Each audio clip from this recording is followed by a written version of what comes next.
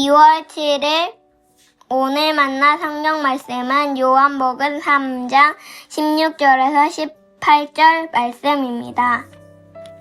하나님께서 세상을 이처럼 사랑하셔서 외아들을 주셨으니 이는 그를 믿는 사람마다 멸망하지 않고 영생을 얻게 하려는 것이다.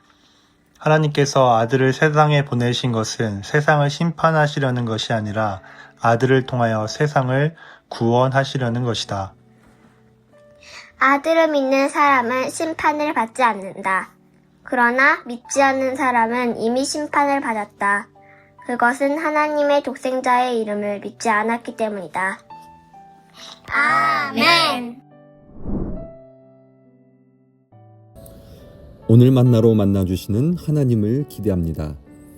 마틴 루터는 요한복음 3장 16절을 가리켜 복음의 축소판이라고 불렀습니다. 성경 전체가 말하려는 핵심이 이 한 문장 안에 농축되어 있다는 뜻입니다. 또한 칼 바르트는 평생 신학을 연구한 뒤 기독교 신앙의 중심을 묻는 질문 앞에서 결국 이렇게 고백했습니다. 예수 그리스도 안에서 하나님이 우리를 사랑하신다. 그 고백의 성경적 언어가 바로 오늘 본문입니다. 요한복음 3장 16에서 18절은 단순히 유명한 말씀이 아닙니다. 이 말씀은 기독교 신앙의 출발점이자 목적지입니다. 이 안에는 사랑과 구원, 믿음과 심판, 그리고 영생이 모두 담겨 있습니다. 먼저 16절은 하나님의 사랑을 이렇게 선포합니다. 하나님이 세상을 이처럼 사랑하사. 여기서 우리가 주목해야 할 것은 하나님의 사랑의 대상입니다. 하나님은 세상을 사랑하셨습니다. 요한복음에서 말하는 세상은 중립적인 공간이 아닙니다. 하나님을 거부하고 대적하며 스스로 주인이 되려는 타락한 체계를 가리키는 말입니다. 이렇게 하나님께서 사랑하신 세상은 경건한 공동체가 아니라 하나님을 거부하고 대적하는 죄악으로 물든 세상이었습니다. 또한 성경은 우리가 연약할 때, 죄인 되었을 때, 심지어 하나님의 원수였을 때 사랑받았다고 말합니다.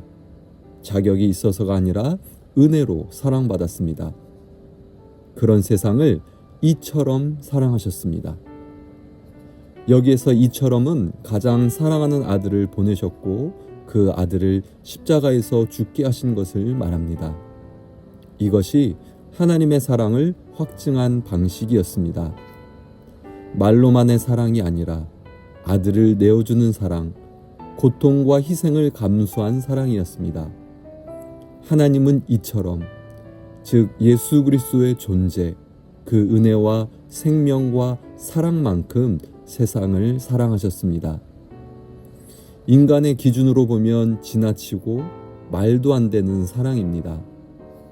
아무리 악한 세상이라 할지라도 그들의 멸망을 기뻐하지 않으시고 모두가 구원받기를 원하셨습니다. 이 사랑 덕분에 본질상 진노의 자녀였던 우리가 하나님의 자녀가 되는 권세를 받았습니다. 그러므로 이제 우리는 세상을 정죄의 눈으로만 바라볼 수 없습니다. 하나님이 세상을 바라보신 그 마음과 시선으로 세상을 보아야 합니다. 아들을 보내신 그 사랑으로 오늘도 예수 그리스도를 세상에 전해야 합니다. 이어서 17절과 18절은 또 하나의 중요한 진실을 말해줍니다. 하나님이 아들을 보내신 목적은 세상을 심판하기 위함이 아니라 구원하기 위함이었습니다. 그러나 세상은 구원과 심판 사이에서 중립적인 상태에 있지 않습니다. 세상은 이미 정죄 아래 있고 멸망을 향해 가고 있는 상태였습니다. 예수 그리스도는 바로 그 상태에 놓인 사람들에게 보내진 하나님의 유일한 구원이요 유일한 살 길입니다. 그래서 예수를 믿고 따르는 사람은 구원을 얻지만 예수를 믿지 않고 거부하는 사람은 정죄된 상태에서 벗어날 수 없습니다. 여기에 새로운 심판이 더해지는 것이 아니라 이미 있는 심판에 머무는 것입니다. 정죄와 멸망은 하나님이 강요하신 결과가 아니라 사람이 스스로 선택한 결과입니다. 그래서 이 말씀을 우리에게 아주 긴급한 질문을 던집니다. 나는 지금 예수 그리스도를 믿고 있는가? 아니면 그분을 거부한 채 살아가고 있는가? 성경은 말합니다. 예수님을 믿지 않으면 벌써 심판을 받은 것이라고 말입니다. 나중에 최후의 심판이 아니라 영생을 누리지 못하는 상태 자체가 이미 심판이라는 뜻입니다. 세상에서 아무리 자유와 행복을 누리는 것처럼 보여도 예수 그리스도의 이름을 믿지 않는다면 그 삶은 이미 심판 아래에 있습니다. 그리고 이 질문은 아직 예수님을 믿지 못하는 우리 주변 사람들을 향하는 질문이기도 합니다. 그러므로 우리는 침묵할 수 없습니다.